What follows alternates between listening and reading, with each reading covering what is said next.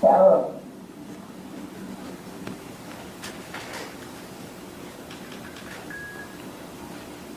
For everything you've done to me. Sarah. For everything you've done to me. Sarah. Fuck you. Sarah. Fuck you. Sarah. Stupid.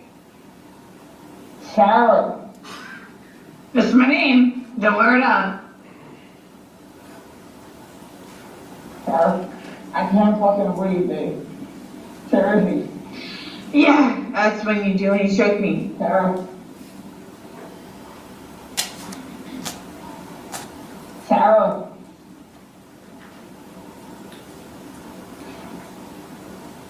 Sarah.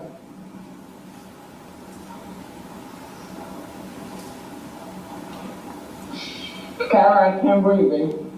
That's on you. Sarah, I can't breathe. It's on you. Sarah.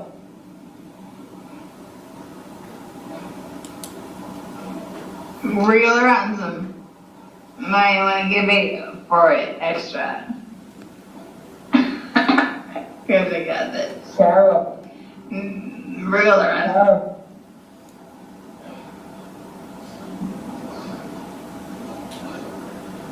Sarah. Sarah, I can't breathe, babe. Oh. That's what I feel like when you chewing on me. Sarah. Fuck you. Fucking breathe, Sarah. Yeah. You should probably shut the fuck up. Sarah.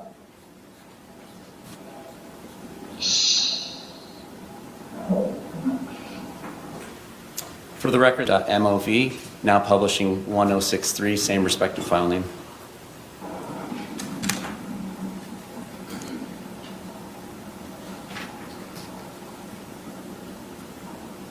Sarah.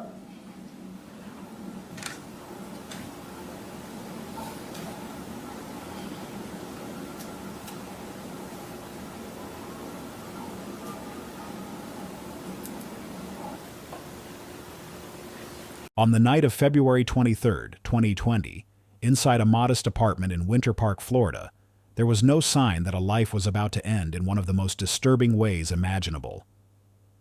Sarah Boone and her boyfriend, Jorge Torres Jr., had spent the evening drinking. This was not unusual.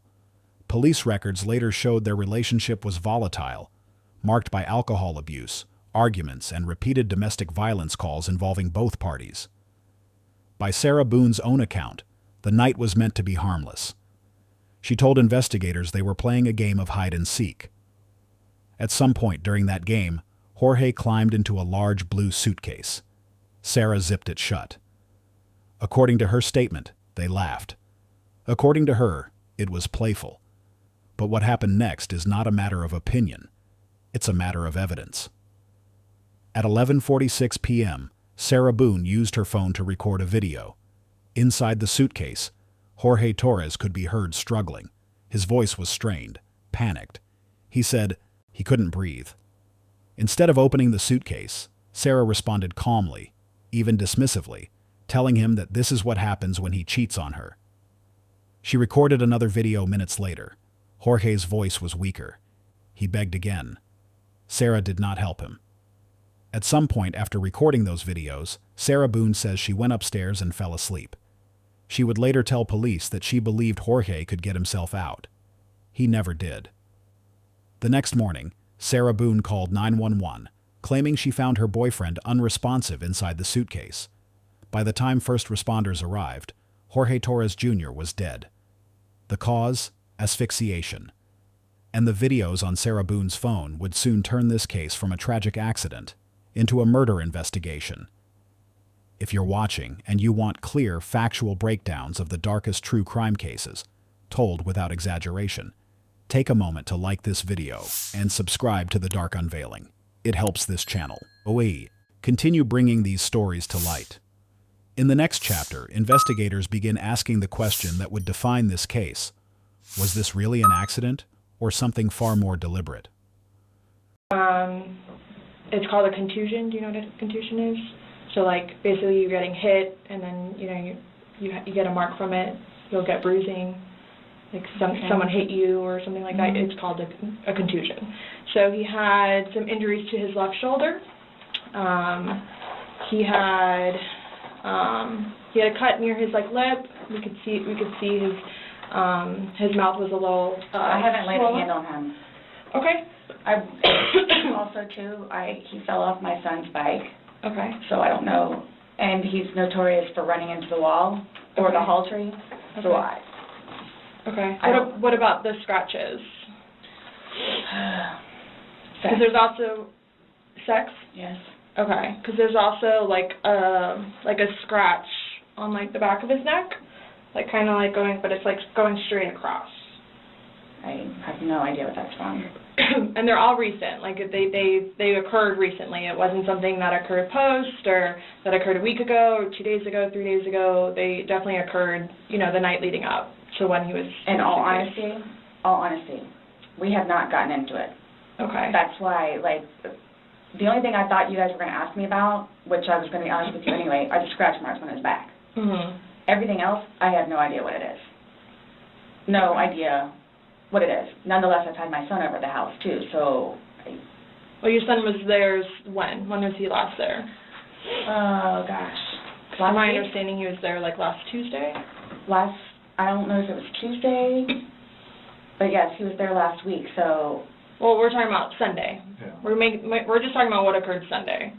Because, like I said, the injuries they occurred within that time period. So you're talking about day before yesterday? Sunday leading into Monday.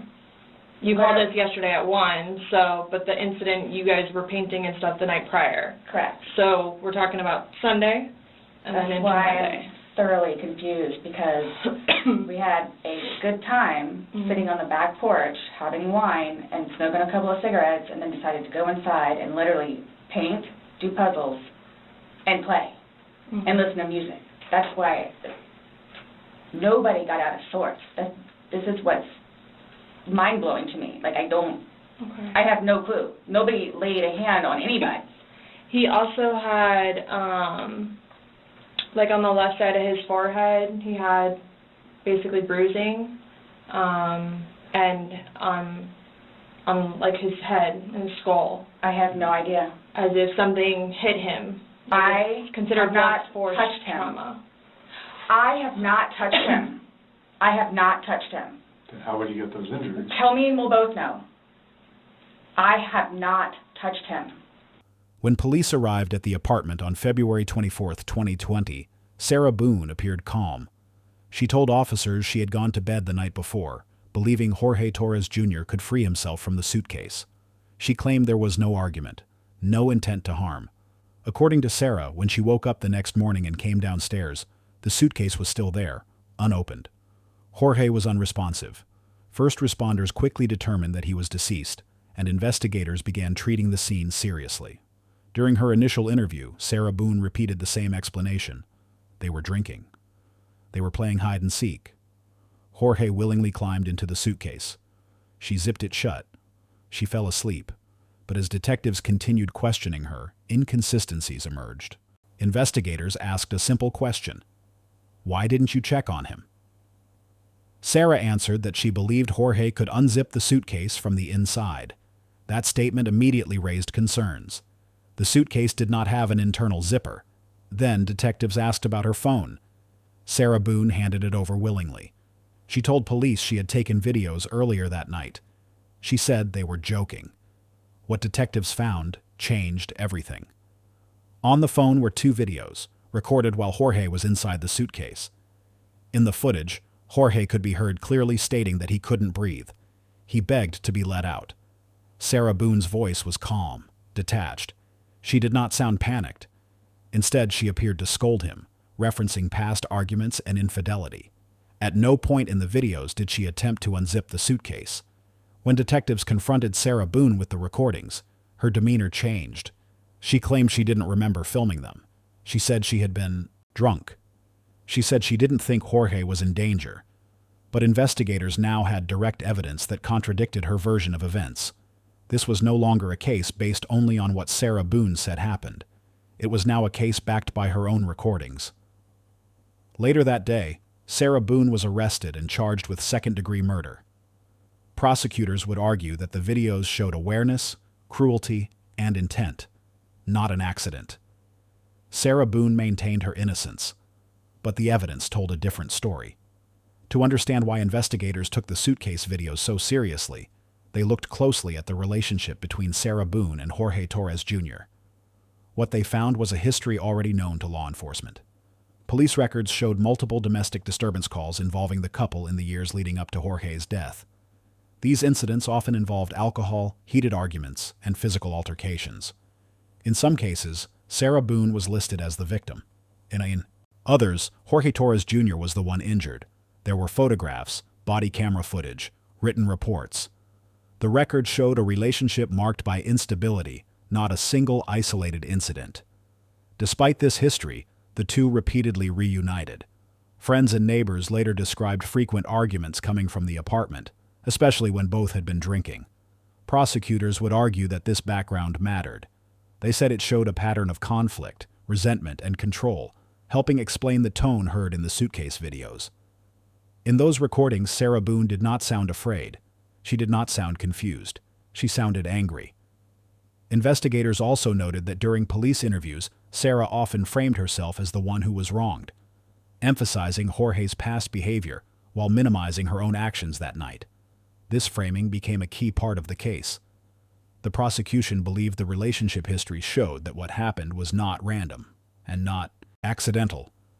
The defense, however, would later argue the opposite. They claimed the relationship was chaotic, fueled by alcohol, and that the events of that night were the result of poor judgment, not intent. As the case moved forward, one question remained central. Did Sarah Boone act with criminal intent, or did years of dysfunction lead to a deadly mistake? By the time prosecutors reviewed the contents of Sarah Boone's phone, the case had shifted permanently. The two videos recorded on the night of February 23, 2020 became the most critical evidence. They were not edited. They were not staged. They were time-stamped and recorded directly from Sarah Boone's phone. In the first video, Jorge Torres Jr. is heard from inside the suitcase. His breathing is labored. His movements are restricted. He repeatedly says that he cannot breathe. Rather than showing concern, Sarah Boone responds in a controlled, almost casual tone. She tells him that this is what happens when he hurts her. She tells him this is what he deserves. At no point does she attempt to unzip the suitcase. The second video, recorded minutes later, is quieter. Jorge's voice is weaker. He again asks to be let out. Sarah Boone does not open the suitcase. Prosecutors later emphasized several key points about these recordings. Sarah was aware Jorge was trapped. She was aware he was struggling to breathe. She chose to continue recording instead of helping. She did not seek assistance. She did not open the suitcase. Medical examiners would later confirm that asphyxiation was the cause of death, consistent with prolonged confinement and oxygen deprivation. The videos directly contradicted Sarah Boone's claim that she believed Jorge could escape on his own. They also contradicted her claim that she did not realize he was in distress. In court filings, prosecutors described the recordings as evidence of depraved indifference to human life. The defense would argue that alcohol impaired Sarah Boone's judgment and memory. But the recording showed something difficult to dismiss. Sarah Boone was coherent. She was speaking clearly. She was responding to Jorge's pleas. These were not the actions of someone unaware of what was happening. For investigators, the videos answered the most important question in the case. Sarah Boone knew Jorge Torres Jr. was trapped, and she chose not to help. Following her arrest, Sarah Boone maintained that what happened to Jorge Torres Jr. was never intentional. Through interviews and later court filings, her defense centered on a single claim: that Jorge's death was a tragic accident. Sarah Boone told investigators that both she and Jorge had been heavily intoxicated that night. She said the suitcase incident was part of a game. She claimed she believed Jorge could unzip the suitcase from the inside. When confronted with the fact that the suitcase had no internal zipper, Boone said she did not realize that at the time. She also stated that she went upstairs and fell asleep unintentionally, insisting she never meant to leave Jorge trapped. Her legal team later argued that alcohol impaired her judgment and memory, and that she did not fully understand the danger Jorge was in. They described the relationship as mutually abusive and chaotic, suggesting the situation escalated due to long-standing dysfunction rather than intent to kill.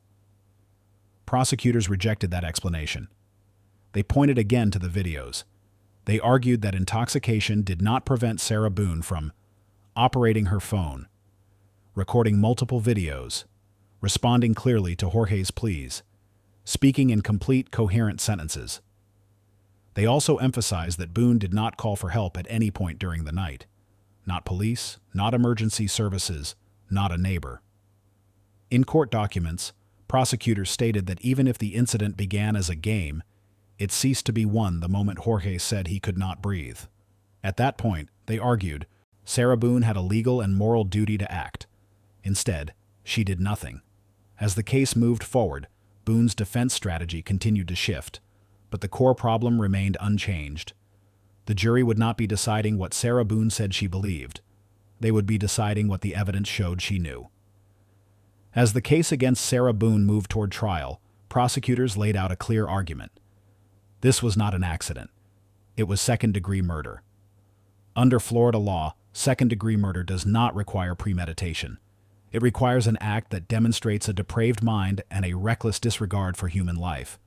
Prosecutors argued that Sarah Boone's actions met that standard. They pointed first to knowledge. The videos showed that Boone knew Jorge Torres Jr. was trapped. They showed she knew he could not breathe. They showed she heard his pleas. Next, they focused on choice. Rather than opening the suitcase, Boone continued recording. Rather than calling for help, she went upstairs. Rather than checking on him, she went to sleep. The state emphasized that this was not a single moment of bad judgment. It was a series of decisions made over time. They also highlighted motive. In the videos, Boone referenced past grievances, accusations of cheating and mistreatment. Prosecutors argued this showed anger and resentment, not playfulness. Medical testimony further supported the charge. The medical examiner confirmed that Jorge Torres Jr. died from asphyxiation caused by oxygen deprivation while trapped inside the suitcase. There were no signs that he could have freed himself. Prosecutors argued that even if Boone did not intend to kill Jorge when he entered the suitcase, she knowingly allowed a deadly situation to continue. In their view, intent formed the moment she chose not to act. The state concluded that Sarah Boone's behavior reflected a depraved indifference to life, the legal threshold for second-degree murder. The defense continued to deny intent. But by this stage, the case was no longer about speculation. It was about evidence, actions, and consequences. If you're watching and value clear court-based analysis of true crime cases, remember to like this video and subscribe to The Dark Unveiling. It helps support factual storytelling without sensationalism. In the next chapter, we examine the courtroom proceedings and public reaction, and how this case became one of the most discussed true crime stories in recent years. As the case entered the court system, Sarah Boone remained in custody, awaiting trial. Court appearances revealed a defendant who continued to insist that Jorge Torres Jr.'s death was accidental. At various hearings, Boone represented herself at times and filed numerous handwritten motions, often challenging her legal representation and the prosecution. These filings drew attention, but prosecutors remained focused on the evidence. In court, the videos remained central. Judges repeatedly ruled that the recordings were admissible, describing them as highly relevant to Boone's state of mind and awareness during the incident. The prosecution emphasized that the case did not rely on speculation or interpretation. It relied on Boone's own words, Boone's own actions, Boone's own recordings. Public interest in the case grew steadily. Media coverage highlighted the disturbing nature of the videos and the unusual circumstances of the crime. True crime audiences reacted strongly, often focusing on the contrast between Boone's calm tone and Jorge's visible distress. Despite the attention, the court proceedings remained methodical. Prosecutors prepared to show that Boone's behavior after the videos, going to sleep, failing to check on Jorge, and delaying emergency contact until the next morning, reinforced their argument of reckless disregard for life. The defense continued to argue intoxication, lack of intent, and the chaotic nature of the relationship. But as the trial approached, One reality became clear. The jury would not be asked to imagine what happened. They would be shown what happened, directly from Sarah Boone's phone. The death of Jorge Torres Jr. did not occur in secrecy. It did not rely on witness testimony alone. It did not depend on speculation. It was documented, in real time, by the person charged with his death. Sarah Boone's case stands apart because of the evidence it left behind. 2 short videos removed uncertainty and replaced it with record. They captured awareness. They captured choice. And they captured a moment where help was possible, but not given.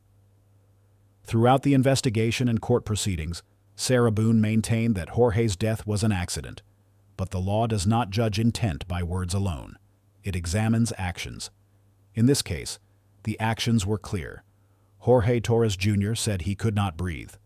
Sarah Boone heard him. She did not open the suitcase. She did not call for help. She went to sleep. By the time morning came, there was nothing left to undo. This case is not just about a suitcase, it is about responsibility. And what happens when a person in control of a situation chooses inaction? For Jorge Torres Jr., there was no second chance, only silence. And for the record, the truth was already preserved, waiting to be played back. If you value fact-based true crime storytelling that focuses on evidence rather than exaggeration, consider liking this video and subscribing to the Dark Unveiling. Your support helps keep these stories documented with clarity and respect.